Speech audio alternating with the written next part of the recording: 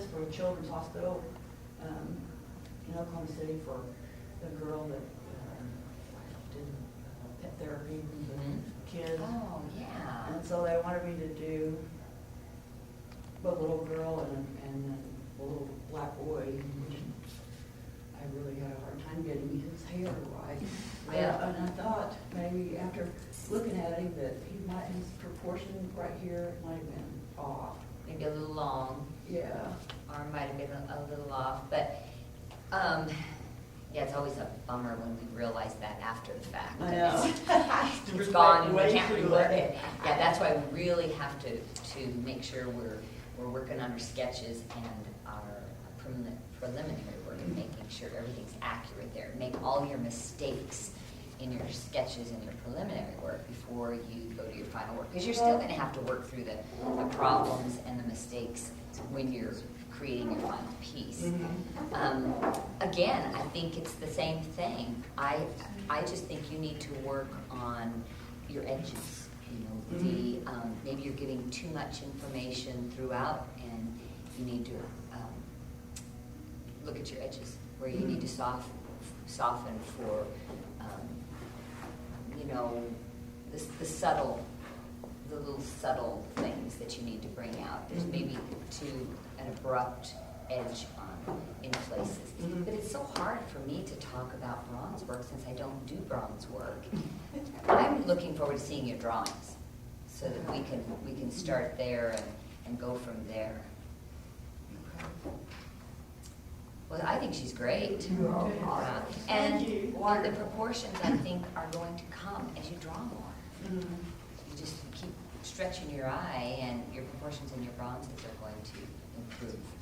What is it anything that you might feel like you want to work on? Okay, this is Cindy's graphite work. She brought a couple of originals to share with us. And maybe, Cindy, what is it that you're wanting? She told hi. Yes. I want to push it further, Okay. more realism and more subtleties and more believability that she looks like she can walk right on the page. That's wonderful. So Cindy's she's wanting to just push and she's just really pursuing excellence, as we all are. But there's a particular look Cindy's after, and she knows that she gets tripped up in detail as well. And now that I understand where it is she wants to go, it frees me up to be able to point out a few things that she could work on to get to that final destination. Obviously, she's really talented. And what I think she's really catching is she's going after passion, and she's going after the emotion.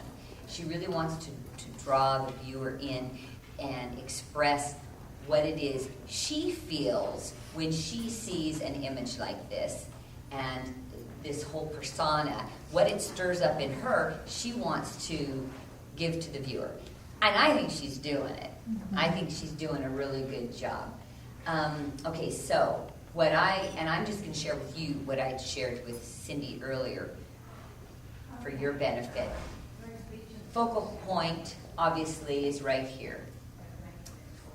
I suggested to Cindy that she begin to not obsess so much with getting every single thing accurate that she sees in the photograph. Dare to loosen the hair. So Dare you to made give these an suggestions. impression. Did you make these suggestions on this particular piece? Mm-hmm. Okay. Yeah, we talked about this one. Okay. Yeah.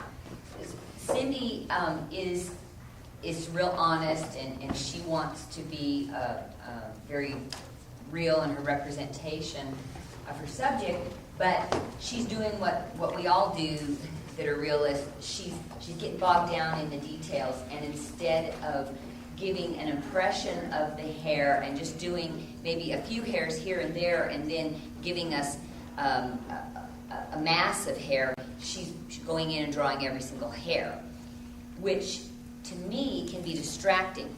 Now, some people are just intrigued with that kind of detail. Some collectors, they're just so caught up in the detail that they look at the detail before they really look at the whole piece of art.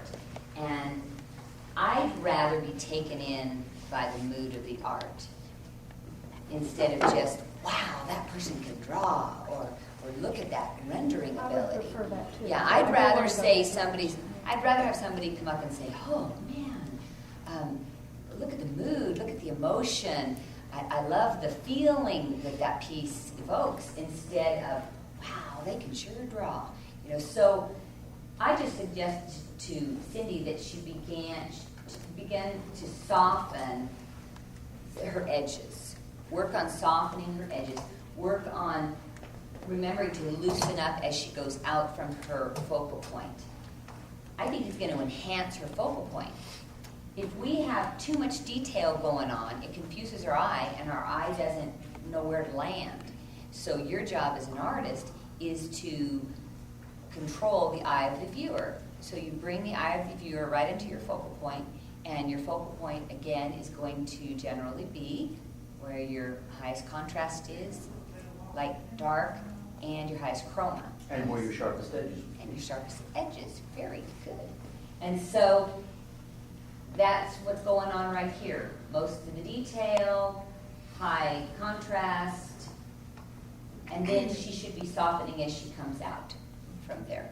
And that's about the only criticism, if you want to call What's it, the that I was darkest- going to give her. What's the darkest pencil that you used? It's probably a 6B. And how do you keep from smudging? This is why. I just lay a vellum paper underneath where my hand's going to be when I'm working something like this, and I work flat, and then I just move my vellum paper so that my hand is always on that. Is that what that thing is on the top? Yeah, That's this is actually a thinner tracing, or a thinner Yeah, I just vellum. use that to cover it. I have some vellum out in the part, so it's like that, but a little bit thicker. Yeah, I use a real heavyweight vellum for that purpose. Really want to keep your work clean. Now, Cindy also wants to create a lot of believability, and she wants to pull in more interest and have her fabric look like fabric denim and straw, and that's where she's just going to need to continue to develop her eye in the subtleties of what it is that she's portraying. In her shirt, now, she wants this to be a denim fabric? No, it was corduroy Okay, corduroy. or velour. Okay, a velour. Well, then she did definitely capture that.